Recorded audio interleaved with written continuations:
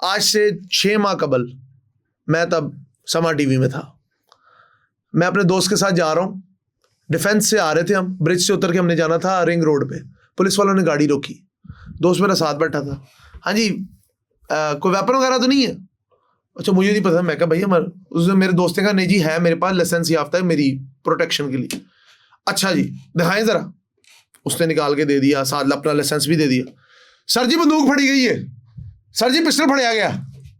मैं उतरा, मैं कही आप किस तरह बात कर रहे हैं, this is not the way. Sir pistol, sir वो वायरलेस कर दें सर, गाड़ी की तलाशी दो, डिक्की खोल ली। मैं कहा स्टॉप इट राइट हियर, मैं जर्नलिस्ट हूं। उसने बताया कि जी मैं अपना ये बिजनेस वगैरह करता हूं। मैं कहा अगर आपने ये करना तो फिर ठीक है, हम भी फिर अपने तरीके से अपने स्टाइल से चलेंगे। सारे पिस्टल फड़ाया गया। एक सहाफी है, नाल एक बंदा है हो रहे, वो मुंडा पता नहीं डॉक्टर है कि बिजनेसमैन। मैंने कहा मुझे दे वायरलेस। मैं कहा मैं बात करता हूँ। उसने कहा जी वो सर वो फलाने चैनल से। अच्छा बस वो चेक करके छाड़ दो। ये है, अगर कोई आम बंदा होता वो आ जाता सर लाइसेंस याफ्ता ही पुट्ठा पै जाना सी। बिल्कुल ऐसे ही। लेकिन इधर एमपी एमएलए अपने गार्डों के साथ आते हैं, बदमाशी होती है सर, सड़कों पे टोली पुलिस की और होती है। अभी वो वकील ने पुलिस वाले डीएसपी को धक्के मारे, बिल्कुल ऐसे, उन्हें हाथ भी नहीं चुकिया। और सर इनकी पूरी पेरा फोर्स जो है वो मुल्तान के अंदर उन्होंने बंद कर दी। वहां पर कहां थे इनके कानून? वहां पर मरियम नवाज साहिबा ने क्यों नहीं एक्शन लिया? मैं वकला हज़रात को कोई गलत नहीं कह रहा, लेकिन उन्होंने ये बताया है कि आप सिर्फ गरीबों का खून निचोड़ सकते हो, उनका खून चूस सकते हो, आप सिर्फ गरीबों से जाकर दिहाड़ियां लगा सकते हो। और इस मुल्क में मैं कहता हूं कि जाकर लोगों के हाल देखे। मरियम नवाज साहिबा, आपका तो विजन ये था कि शफाफ पाकिस्तान, शफाफ पंजाब, और ना जाने क्या क्या, आज लोगों के हाल जाके देखें। आज से 6 महीने पहले मैं रोड शो कर रहा, टाउनशिप की मार्केट में यूं डाला आया बगैर नंबर प्लेट के पुलिस वालों का। उतरा जूस वाले से इतना शॉपर में जूस लिया है, फ्रेश लेके रखा है। मैं कहा ये पैसे देके गया, कहना कोई पैसे नहीं देते, इधर ही आके लेके जाते ने। और सर पिछले दिनों पीरा फोर्स एहलकार आई हैं, उन्होंने खाना खाया एक होटल से, और खाना खाने के बाद जब उसने कहा कि सर मैं माड़ा बंदा हूं, मेरा वो पैसे तो दे दे। अच्छा तू पैसे साढ़े को मंगाएगा? तो तेनू पता नहीं असी वक्त दे फिरौन है, तू साढ़े को मंगेगा?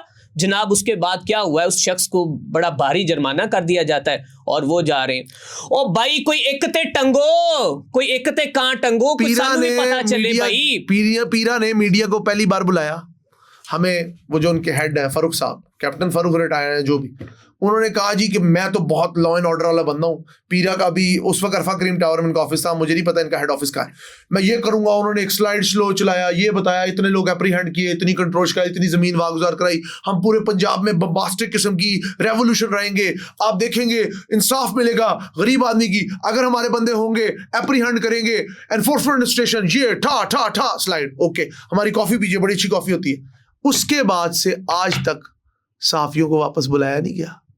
किस मुंह से बुलाएंगे? क्योंकि हाँ गर्दगी क्या है सर? भाईजान कह रहा है बस एक बात आती, कुत्ती चोरा ना रली की करे, किथे जाके सिर मारिए।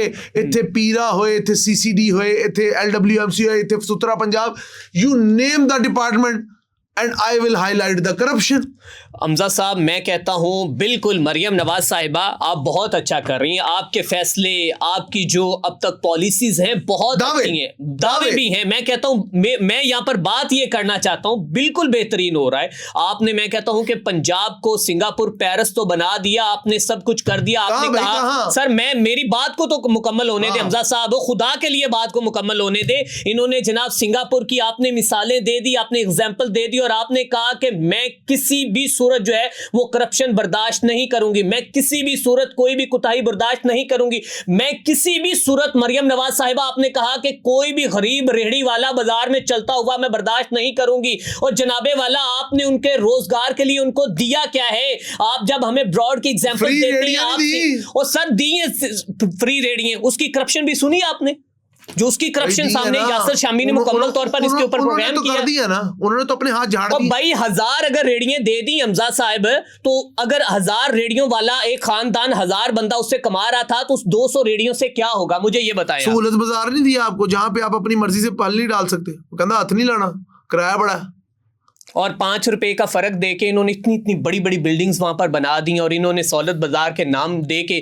और मेरा सवाल इनसे ये हमजा साहब, ये सब कुछ कर लें, ठीक है, ये कानून भी ले हैं, ये कवानीन के ऊपर अमल दरामद करने के लिए मैं कहता हूँ बिल्कुल सख्ती करें, इसको पेरिस बना, और लेकिन खुदा के वास्ते कोई इन गरीबों को रोजगार तो दें, वो सिंगापुर पेरिस वाली फैसिलिटीज तो दें, इनके बच्चों को तालीम तो दें। इनके बच्चे आज तालीम, स्कूल बच्चे छोड़ चुके हैं। आप तालीम की शरह उठाकर देख लें कि इस वक्त कितने बच्चे पाकिस्तान में 2 करोड़ 60 लाख बच्चा स्कूलों से बाहर है। 2 करोड़ 60 लाख बच्चा स्कूलों से बाहर है। हर टाइम स्कूल बंद कर दिए जाते हैं। जो सहूलियत दी जा रही है प्राइवेटाइजेशन के बाद, बच्चे मुर्गियों के डरबों की तरह रहेंगे। मेल न्यूट्रिशन का शिकार ये मुल्क है। सबको दूध मिलेगा, क्या मिला? कहां मिला? कहां करोड़ों रुपए गए, कहां लाखों रुपए लगे? आगे चलिए। ये गवर्नमेंट सिर्फ सड़कें बना सकती है, टूटी हुई सड़क को 10 बार मुरम्मत कर सकती है और उसमें करप्शन कर सकती है। शेवाए नून लीग है, ये बस सड़कें बना सकते हैं, मोटरवे बना सकते हैं, ब्रिज बना सकते हैं। बजरी, सरिया, सीमेंट, मिट्टी, ये इनका काम है। आवाम पई उत्थे रोंदी, हट्टी मट्टी जो मर्जी, दे डोंट केयर। आप अपना खून जलाएंगे, मैं अपना खून जलाऊंगा, 4 लोगों के व्यूज आएंगे, 5 लोग हम ही गाली निकालेंगे, 5 लोग गवर्नमेंट के हक में बात करेंगे, कुछ गलत लग जाएगा गवर्नमेंट हमें बैन कर देगी। ये सिलसिला चलता रहेगा। The game must goes on because Pakistan is made for these 22 to 25 families. Pakistan is made for these 10 1% to 1 to 2 lakh people. Those who are living an extravagant lifestyle. Sure. Those who own big villas in DHA, in Beria, in Valencia, and all that stuff. Those who own the total property and the total resources of Pakistan. बिल्कुल, and literally. These judges, landlords are the most beneficiaries from Pakistan. मैं बहुत अपने अल्फाज सोच के बोलता हूँ भाई, मैं भी अपने बच्चों को जवाब देना। बिल्कुल हमजा भाई, इनका और क्या मैं कहता हूँ कि आज की इस पॉडकास्ट के बाद जो ये इतना जो कि गरजदार लहजे में बात करना, बाखुदा अल्लाह की कसम ये दिल की आवाज थी, लोगों के हाल नहीं देखे जा रहे। आवाम की आवाज थी, आवाम की आवाज थी। सर, लोग ये कहते हैं कि आप तो जी वहां पर माइक पे जाकर बैठ जाते हैं, कोई हमारे हालात तो बताएं। और भाई हम बता के थक चुके हैं, वीडियोस बन के मैं कहता हूं सोशल मीडिया पर मिलियंस में व्यूज आ चुके हैं, लेकिन कुछ भी नहीं होता। सिर्फ एक लफ्ज इनकी शान में गुस्ताखी हो जाए तो उसके ऊपर फौरन एक्शन होता है। लेकिन इस भाई आपको एक मशवरा देना था, भाई आप ऊंची बोले, 10 बस्ता गुजारिश करें कि जी मैं ऊंची जज्बात के तहत बोल रहा हूँ। बिल्कुल, मुझे इस बात पे कुछ ना करिएगा। मैंने अपनी जिंदगी बड़ी ऐसे तरीके से सहाफती उसूलों को फॉलो करके गुजारी है। बिल्कुल सर, लेकिन आज इस आवाम के लिए मैं बोल रहा हूँ। बिल्कुल सर, बोल रहा हूँ, यकीन लिटरली बोल रहा हूँ। और मैं कहता हूं कि किसी एक को तो ये यार कम से कम किसी को तो कटहरे में लाए ना, कोई एक कटहरे में आ जाए तो सब कुछ ठीक हो जाएगा, लेकिन ये लाना नहीं चाहते।